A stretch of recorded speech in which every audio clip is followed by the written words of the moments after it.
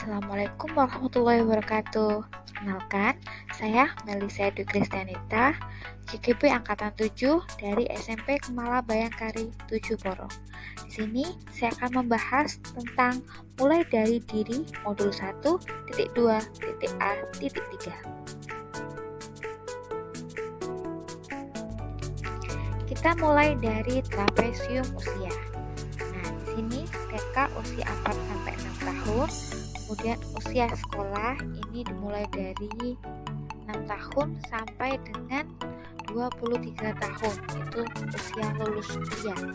Kemudian dari 23 tahun sampai 60 tahun itu adalah usia kerja. Nah, setelah itu baru usia pensiun. Dan usia saya saat ini adalah 32 tahun. Dari jenjang waktu tadi, saya pernah mengalami peristiwa positif dan peristiwa negatif. Peristiwa positifnya itu terjadi pada usia 10 tahun dan peristiwa negatif itu terjadi pada usia 8 tahun saat saya masih kelas 2 SD. Peristiwa negatif yang pernah saya alami. Saat itu usia saya kelas 1 dan kelas 2 SD, sekitar usia 7 sampai 8 tahun. Saya adalah anak penderita disleksia. Baca, tulis, hitung adalah hal yang sulit saya kuasai dan pelajari saat itu. Tapi tidak ada yang paham dengan kesulitan yang saya alami. Guru saya pun saat itu dengan enteng berkata, "Anak bodoh, nilainya hanya bisa dapat telur dan bebek." Itu setiap hari. Saya merasa sangat-sangat bodoh. Sampai akhirnya saya tidak naik kelas di kelas 2 SD. Karena sampai kelas 2 saya masih belum bisa baca, tulis, dan hitung. Peristiwa positif yang saya alami itu pada usia 9 tahun. Saat sudah naik di kelas 3, saya bertemu dengan guru yang bagai malaikat tanpa sayap. Beliau paham dengan kesulitan saya, dengan kondisi saya. Beliau sangat telaten mengajari saya hingga saya bisa terlepas dari disleksia yang selama ini membayangi hidup saya, yang selalu dibilang anak bodoh. Hingga saat saya naik kelas 4, usia saat itu 10 tahun, akhirnya saya bisa masuk 3 besar menjadi salah satu anak terpandai di kelas saya. Yang terlibat dalam peristiwa perundungan atau pembulian masa kecil saya karena saya disleksia adalah pertama guru kelas 1 dan kelas 2 SD yang selalu memanggil saya dengan anak bodoh. Kemudian teman satu kelas saya yang saat saya masih di kelas 2 SD. Kemudian keluarga besar saya seperti sepupu, om, tante yang sering membandingkan saya dengan anak-anak mereka atau anak-anak yang seumuran dengan saya yang lebih pintar dari saya. Yang terlibat dalam peristiwa positif yang pernah saya alami yang akhirnya membuat saya sembuh dari disleksia adalah pertama, dukungan orang tua saya yang sangat telaten dan luar biasa doa-doanya. Kemudian yang kedua, yang paling berjasa juga adalah guru saya di kelas 3 yang bagai malaikat yang bisa membuat saya sembuh dari disleksia saya. Kemudian selanjutnya adalah teman-teman saya satu angkatan yang saat saya kelas 3 yang bisa mendukung saya dan tidak melihat saya sebagai anak yang bodoh lagi.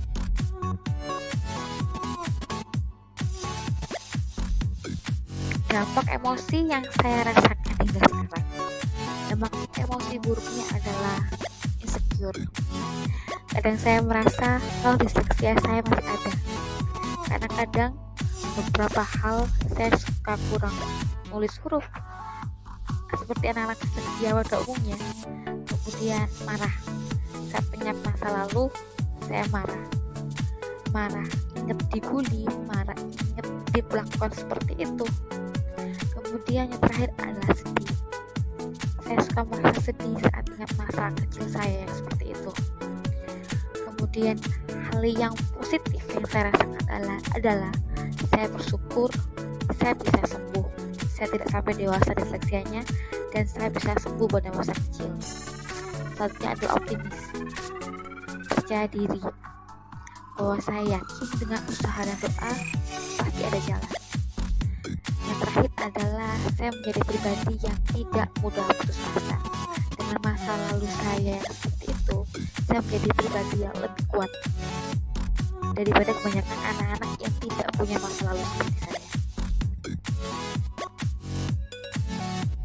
Peristiwa negatif yang saya alami bisa jadi karena minimnya pengetahuan guru dan lingkungan terhadap apa yang saya derita dulu, sehingga potensi saya yang terhalang karena disleksia dianggap bodoh, bahkan oleh sosok guru yang harusnya membantu saya, bukan membuat saya lebih terpuruk di masa kecil. Peristiwa positif yang saya alami adalah pembelajaran berharga, terutama untuk diri saya sendiri. Saya lebih memahami anak-anak dengan kebutuhan khusus, anak-anak yang unik, dan anak-anak yang membutuhkan bantuan tanpa pernah terucap bodoh. Karena sejatinya tidak ada siswa yang bodoh, yang ada adalah guru yang harus bisa lebih belajar lagi untuk lebih memahami siswa dengan keunikannya masing-masing. Dan saya ingin menjadi malaikat tak bersayap seperti yang dilakukan guru kelas 3 saya dulu. Pelajaran hidup yang saya peroleh. Peristiwa yang saya alami masih teringat dengan jelas sampai sekarang. Bagaimana pedih dan emosinya saya waktu itu. Tapi banyak pembelajaran hidup yang saya peroleh dari situ. Apalagi saya seorang guru. Melihat siswa yang kekurangan seperti melihat diri saya sendiri. Dan yang saya alami ini ingin sekali saya bagikan ke semua teman-teman guru dan berkata, Bapak Ibu, jangan pernah bilang bodoh atau berkata kasar ke anak. Karena sejatinya anak tidak ada yang bodoh. Apa yang Bapak Ibu katakan kasar sekarang, itu akan mereka ingat bahkan sampai Bapak Ibu guru tiada. Begitupun sebaliknya, jika Bapak Ibu jadi malaikat sekarang, kebaikan Bapak Ibu akan selalu mereka kenang dan menjadi doa, bahkan sampai anak didik kita juga ikut tiada. Bagaimana saya menuliskan nilai-nilai yang saya yakini sebagai seorang guru dalam satu atau dua kalimat menggunakan kata guru, murid, belajar, makna, peran. Yang pertama, jadilah guru yang menginspirasi, memberikan makna dalam setiap pembelajaran. Karena cara murid belajar tergantung dari cara guru dalam mengajar. Yang kedua, guru sejati adalah guru yang terus belajar dan mampu memberi makna pada setiap kata dan tindakan yang ia lakukan dalam proses pembelajaran dengan tujuan membentuk karakter murid sesuai perannya masing-masing. Nilai dan peran guru penggerak. Soal pertama, apa nilai pada diri saya yang membantu saya menggerakkan murid, rekan guru, komunitas, dan sekolah? Jawaban pertama, saya suka belajar hal-hal baru, menantang diri sendiri untuk mengukur sejauh mana kesanggupan saya. Karena bagi saya, tidak ada hal yang tidak mungkin kalau kita berdoa dan berusaha. Jawaban kedua, komunikasi dengan murid agar mereka terbuka dan kita bisa mudah mempelajari karakter, gaya belajar, dan latar belakang murid dengan lebih mudah. Terakhir, menghargai pendapat orang lain. Karena dari pendapat orang lain, kita bisa tahu bagaimana kekurangan diri kita. Nilai dan peran guru penggerak ada soal kedua. Apa yang selama ini saya mainkan dalam menggerakkan murid, rekan guru, dan komunitas sekolah saya? Jawaban pertama, menggerakkan murid sesuai kebutuhan dan gaya belajar mereka, dan menjadi teman bagi mereka, agar tercipta keakraban, agar tercipta suasana menyenangkan, sehingga murid akan lebih berani menunjukkan kemampuannya. Jawaban kedua, dengan rekan guru, saya berusaha menjaga komunikasi dan saling berbagi ilmu, informasi, dan berdiskusi tentang segala hal yang berkaitan dengan murid dan pelajaran. Terima kasih. Semoga video ini bermanfaat. Sampai ketemu di tugas-tugas CTB selanjutnya. Assalamualaikum warahmatullahi wabarakatuh.